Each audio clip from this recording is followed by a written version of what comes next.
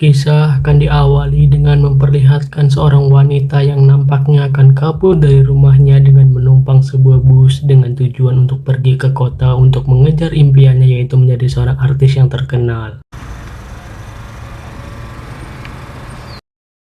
Sampai di terminal, sudah ada seorang lelaki yang menunggunya dan langsung membawa masuk wanita tersebut ke dalam mobil. Dan saat si wanita meminum minuman yang sudah disiapkan, tiba-tiba dirinya pingsan dan dibawa ke markas milik komplotan penculik ini untuk disiksa dan disuntikan sebuah obat sebelum akan dijual kepada pria hidung belang.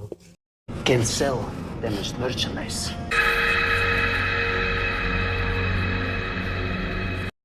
Dan inilah dia, Skin Trade 2014.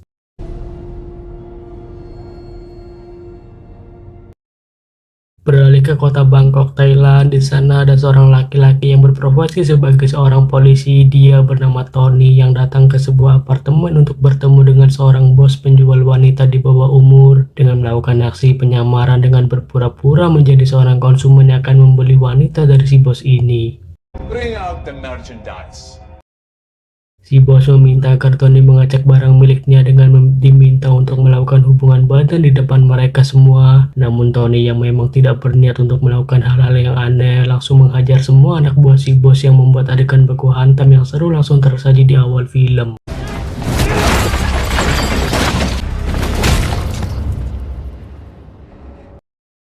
Tony langsung menginterogasi si bos ini dengan cara menggantungkan tubuhnya di atas balkon apartemen untuk mencari tahu tentang di mana lokasi penyimpanan dan pengiriman para wanitanya akan tiba. Dan setelah mendapatkan informasi, Tony langsung membunuh si bos tersebut dengan melemparkannya dari atas apartemen, lalu kembali menemui si wanita dan memberikan sedikit uang sebagai ongkos agar si wanita pergi dari tempat ini dan kembali ke rumahnya. กลับบ้านไปหาพ่อแม่นะเชื่อใจใครง่ายๆอีก Di sisi lain ada seorang polisi bertubuh besar yang bernama Nick yang sedang berusaha mengejar seorang pria yang bernama Dex yang saat itu mencoba melarikan diri, dan setelah berhasil menangkapnya, Nick menginterogasi Dex untuk mencari informasi mengenai keberadaan bos besar yang melakukan bisnis penjualan manusia. They're not like the Italians, fuck, they're not even like the Russians, alright? They have no code. Dan inilah dia sosok bos besar yang menjalankan bisnis penjualan manusia. Dia bernama Viktor Dragovic yang saat itu sedang makan malam bersama keluarganya untuk merayakan ulang tahun anaknya yang bernama Andre. Namun ternyata seorang pelayan sudah memasangkan kamera pengintai di kancing bajunya dan berhasil menyadap pembicaraan yang sedang dibahas oleh Victor.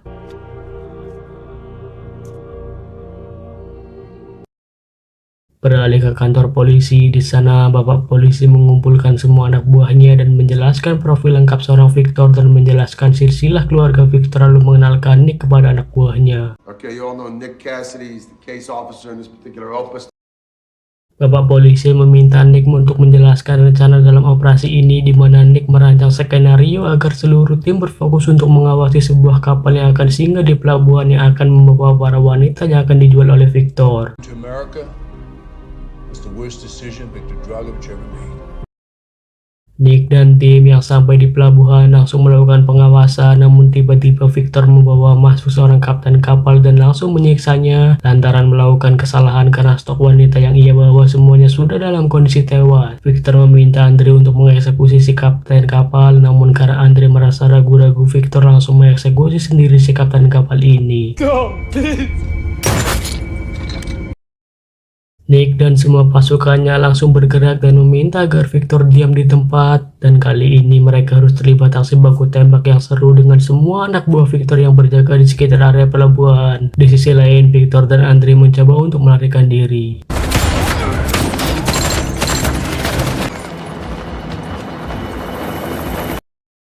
Nick yang tidak mau kehilangan jejak Victor langsung berusaha untuk mengejar dan mencari Victor, dan di momen ini terjadi aksi petak umpet antara Victor dan Nick di tumpukan kontainer, meski pada akhirnya pengawal pribadi Victor berhasil dikalahkan oleh pasukan Nick. Sisa Victor dan Andre yang harus berusaha menyelamatkan diri dan mencoba memberi sedikit perlawanan, namun tiba-tiba pistol yang dibawa oleh Victor kehabisan peluru dan Victor meminta agar Andre pergi dari tempat ini agar bisa selamat, namun Andre menolak dan berusaha membuktikan pada Victor jika dirinya bukan sosok pengecut dengan mencoba menembak Nick, meski pada akhirnya Andre sendirilah yang harus tewas.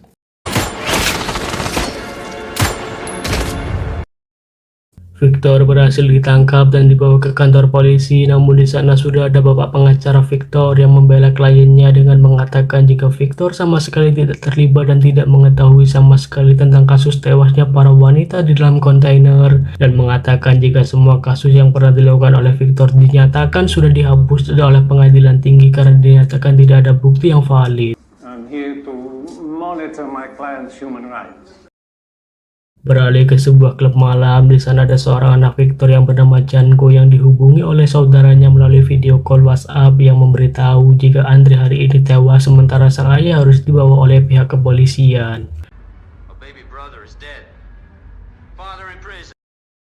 Di klub malam tersebut juga sudah ada Tony yang saat itu masuk ke dalam sebuah ruangan dan menghajar semua anak buah Janko untuk bertemu dengan informannya yang bernama Min, di mana Min memberikan informasi yang ia dapat dari hasil menguping obrolan Janko yang menyatakan jika Victor sudah berhasil ditangkap oleh kepolisian Amerika dan semua anak Victor ingin melakukan aksi balas dendam kepada polisi yang sudah membuat Andre tewas. They try to get him out. They have contact in government against the cop that killed the youngest Andre. Nick pulang ke rumah dan langsung menemui putrinya yang bernama Sofia yang meminta penilaian dari Nick apakah puisi yang sudah dibuatnya bagus atau tidak, dan Sofia menanyakan apakah Nick akan menghadiri lomba baca puisi antar kecamatan yang akan diikutinya, dan Nick dengan tegas mengatakan jika dirinya pasti akan hadir dalam lomba tersebut. Been there at all important moments of your life. Nick menceritakan tentang apa yang dilihatnya hari ini kepada istrinya yang bernama Rosa mengenai anak-anak yang seumuran dengan anaknya yang harus diperjualbelikan, dan saat sedang tidur Nick mendapat telepon dari atasannya, namun saat Nick baru mengangkat teleponnya muncul dua anak Victor yang menembak rumah Nick menggunakan rudal, dan Nick dihajar habis-habisan oleh anak Victor sebelum pada akhirnya anak dan istri Nick harus dibunuh.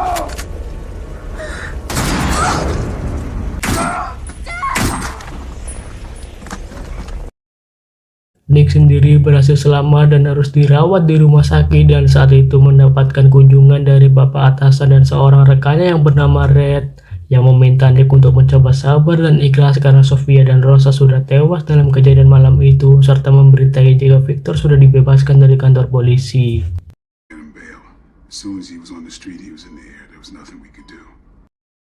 Nick yang sudah merasa geram langsung melepas semua alat medis yang terpasang di tubuhnya dan melepas semua perban yang membalut lukanya. Lalu Nick memutuskan untuk kabur dari rumah sakit dan kembali ke rumah untuk mengambil amunisi persenjataan yang ia punyai.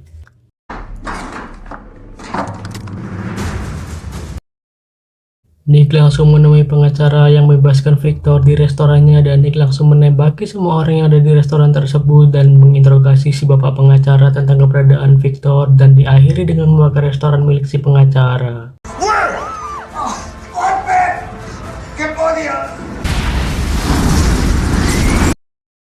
Beralih ke Kamboja tempat Victor bersembunyi, di sana ada orang pemerintahan daerah yang meminta agar Victor segera meninggalkan Kamboja karena Bapak Pemda merasa kehadiran Victor di Kamboja pasti sudah diketahui oleh banyak orang yang sedang memburunya. Bukannya takut, Victor justru menunjukkan foto bukti perselingkuhan si Bapak Pemda dan mengancam akan menyebarkan foto tersebut jika Bapak Pemda masih kekeh untuk mengusirnya dari Kamboja.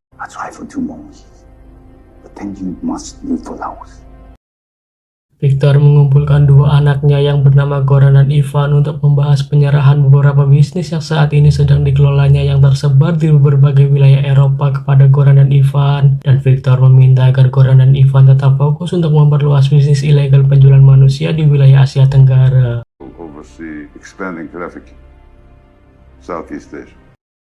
Tony dan seorang rekannya yang bernama Nung bertemu dengan Red yang sekarang sudah menjadi pimpinan FBI yang menunjukkan video penyerangan yang dilakukan oleh Nick kepada pengacara Victor, di mana Red meminta agar kepolisian wilayah Bangkok untuk menangkap sosok Nick karena dianggap memiliki gangguan psikologis yang dapat membahayakan orang lain. Tony dan semua tim sampai di bandara langsung melakukan pencarian dan pengejaran terhadap Nick sampai ke area basement bandara, dan mereka memutuskan untuk berpencar untuk memudahkan proses pengejaran, namun tiba-tiba Red menghampiri Nung dan langsung menembaknya hingga tewas dan menembak dirinya sebelum akhirnya memberikan pistol yang dibawanya kepada Nick. Sampai di sini sepertinya Red memiliki niat buruk dan mencoba membuat skenario seolah-olah Nick adalah pelaku yang sudah membunuh Nung. He's gone insane. Tony yang sudah geram saat melihat Nick langsung mencoba menembakinya, namun Nick berhasil melarikan diri dengan terjun dari atas jembatan layang ke atap sebuah mobil yang melintas.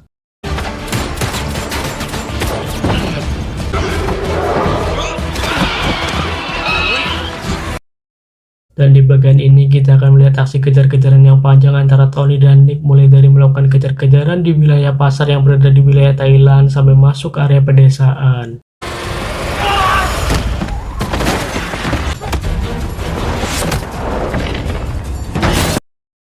Nick mendatangi klub malam milik Janko untuk mencari keberadaannya, namun Nick hanya bertemu dengan anak buah Janko dan Nick mencoba menginterogasi anak buah Janko untuk mendapatkan informasi soal keberadaan Janko. Namun karena anak buah Janko ini agak ngeyel, Nick harus sedikit menyiksanya untuk mendapatkan informasi sebelum akhirnya Nick membunuh anak buah Janko.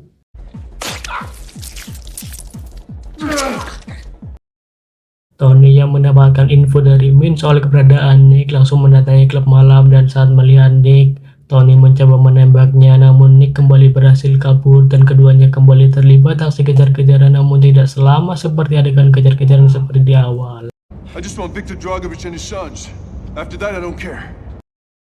Tony dan Nick kali ini harus benar-benar terlibat aksi baku hantam di sebuah gudang penyimpanan beras, dan ternyata kemampuan baku hantam keduanya cukup seimbang, di mana keduanya pun saling berbalas pukulan satu sama lain. Meski jika secara teori kemampuan mereka mungkin sama, tapi jika dilihat dari segi postur, mungkin ya saja harusnya Nick bisa mengalahkan Tony. Dan saat keduanya sudah sama-sama kelelahan, Nick menemukan pistol lalu menodongkan pistol tersebut ke arah Tony, dan inilah yang dilakukan Nick.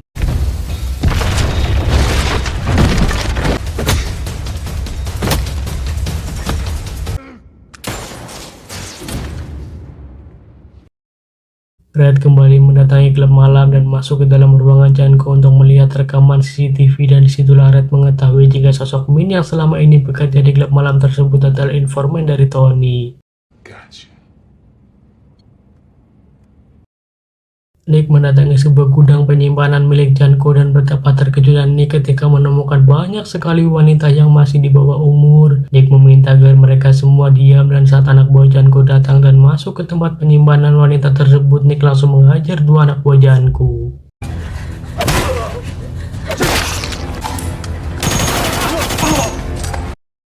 Janko yang mendengar suara keributan meminta semua anak buahnya untuk mengajak sumber suara tersebut, dan Nick kembali harus terlibat baku tembak dengan anak buah Janko yang pada akhirnya seperti biasa pemeran utama bisa menang dengan mudah.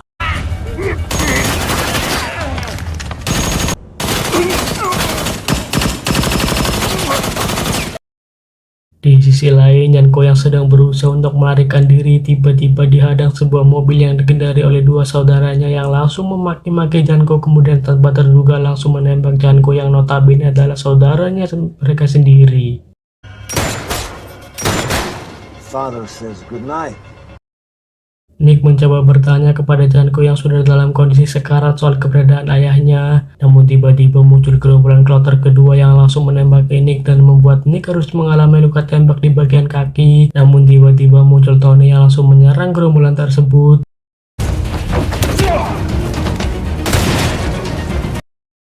Saat sudah beres, Tony mendatangi Nick dan menanyakan mengapa Nick menembak rekannya, dan Nick mulai mengungkapkan fakta yang ada jika bukan dirinya yang melakukannya, melainkan Red yang sudah melakukannya.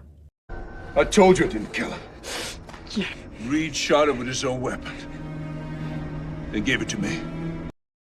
Red langsung menembaki Nick dan Tony, dan kali ini Red harus menghadapi sosok Tony dengan baku tembak, dan saat sudah kehabisan peluru, keduanya melakukan aksi baku hantam yang sangat seru dan sangat seimbang, dengan Red memanfaatkan kelebihan postur tubuhnya dan Tony melakukan perlawanan dengan kelincahan yang dimilikinya. Namun karena Red bukan pemeran utama, maka dirinya harus kalah.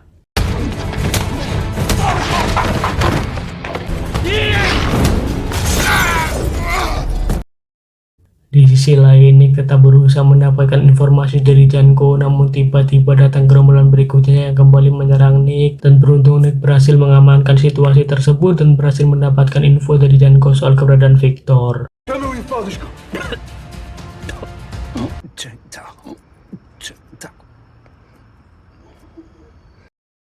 Dan disinilah baru terungkap jika Red ternyata sudah dibayar oleh Victor untuk memberikan segala informasi tentang operasi apa saja yang akan dilakukan oleh pihak kepolisian. Dan Red terpaksa melakukan hal ini karena dirinya tidak mau bernasib seperti Nick yang kehilangan anak dan istrinya, meski hal yang dilakukan Red ini memang salah. Dan Red langsung ditembak oleh Tony yang sudah murka karena kehilangan rekan dekatnya yang sudah dibunuh oleh Red.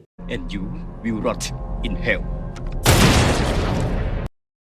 Nick dan Tony langsung pergi menuju wilayah perbatasan dan keduanya menjadi semakin dekat. Hal ini dibuktikan ketika Tony dengan senang hati mengobati luka Nick, dan Nick menanyakan mengapa Tony mau ikut dengannya ke wilayah perbatasan sedangkan misi ini adalah dalam kategori bahaya, dan Tony menjawab jika dirinya ingin menyelamatkan Min yang disekap oleh Victor. Dan Tony menceritakan fakta jika wanita yang ditemukan di gudang penyimpanan ternyata mereka semua tidak benar-benar diculik melainkan dijual oleh orang tua mereka. Some of these girls are just not kidnapped. They are sold. Nick dan Tony yang sampai di wilayah perbatasan langsung menyerang anak buah Victor dengan persenjataan yang mereka punya, dan adegan baku tembak yang sangat seru pun tersaji di sini, di mana Victor dan Goran yang sudah dalam kondisi terdesak meminta agar cucunya bersembunyi di sebuah tempat yang aman agar tidak ikut menjadi korban dalam kejadian ini. Okay, you see those trees? I want you to run and hide behind them. Father, for me, it is your duty to do something about it when you get older. Tony yang terus berusaha mencari Min terlibat baku hantam dengan anak buah Victor, dan saat menemukan Min, Tony kembali harus melakukan duel 1 lawan 1 dengan Goran yang dalam hal skill baku hantamnya masih mentah dan dengan mudah dikalahkan oleh Tony.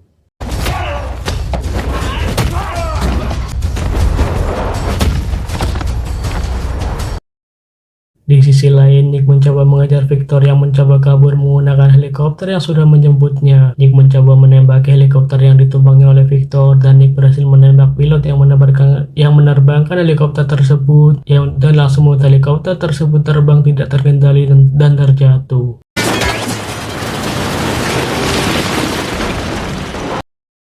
Nick langsung mendatangi helikopter tersebut dan harus sedikit terlibat aksi baku hantam dengan Victor yang menyebabkan keduanya harus sama-sama mendapatkan luka tusuk. Dan disinilah baru terungkap jika sebelum dibunuh ternyata Sofia sempat dibawa oleh Victor untuk dijual kepada pria hidung belang. She was a very fine piece of merchandise. Where is she? Di akhir film, Nick kembali menemui Tony dan Min yang memberikan data-data pribadi mengenai Sofia, dan Nick saat itu berpamitan kepada Tony untuk kembali pulang ke negara asalnya.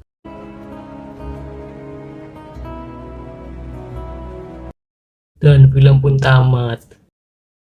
Dan berikut adalah berbagai data yang dimuat di BJRN News mengenai jumlah penjualan manusia di tahun tersebut.